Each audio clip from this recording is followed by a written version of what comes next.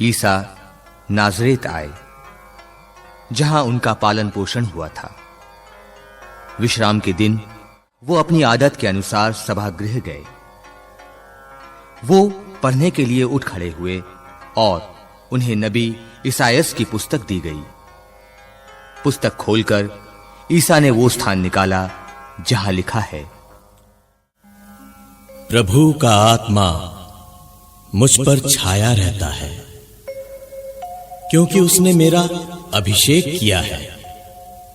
उसने मुझे भेजा है जिससे मैं दरिद्रों को सुसमाचार सुनाऊं, बंदियों को मुक्ति का और अंधों को दृष्टिदान का संदेश दूं, दलितों को स्वतंत्र करूं और प्रभु के अनुग्रह का वर्ष घोषित करूं।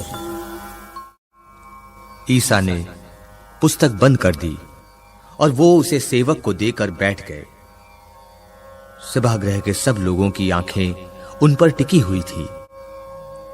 तब वो उनसे कहने लगे, धर्म ग्रंथ का एक कथन आज तुम लोगों के सामने पूरा हो गया है।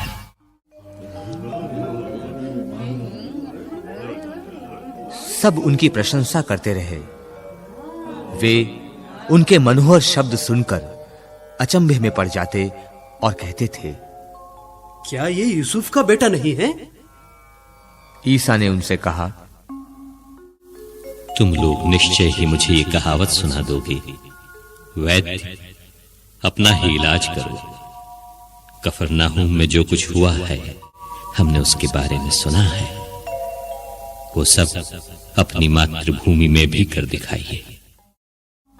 फिर ईसा ने कहा, मैं तुमसे ये कहता हूं, अपनी मातृभूमि में नबी का स्वागत नहीं होता।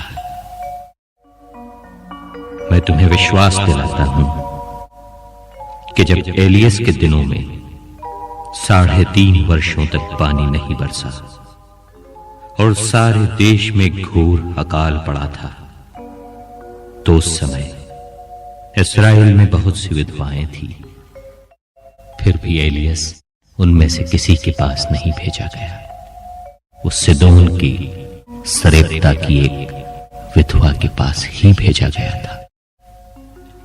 और नबी एलीसेयस के दिनों में इस्राएल में बहुत से कोढ़ी थे, फिर भी उनमें से कोई नहीं, बल्कि सिरी नामन ही निरोग किया गया था।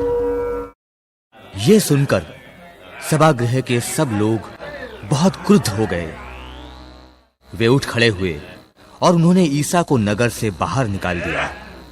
उनका नगर जिस पहाड़ी पर बसा था, वे ईसा को उसकी चोटी तक ले गए ताकि उन्हें नीचे गिरा दें, परंतु वे उनके बीच से निकलकर चले गए।